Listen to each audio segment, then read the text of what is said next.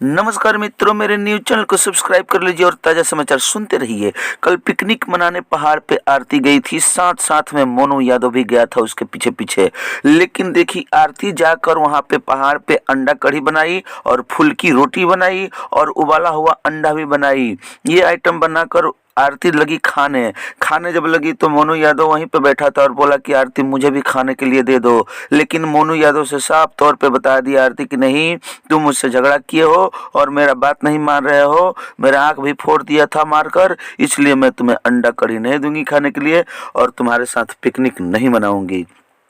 ये बात सुनकर मोनू यादव बहुत दुखी हो गया, उदास हो गया और वहीं पर रोने लगा। तो उसके बाद भी आरती का जो कलेजा है वो दहला नहीं और मोनू यादव के लिए कोई प्रेम उरेम नहीं रहा।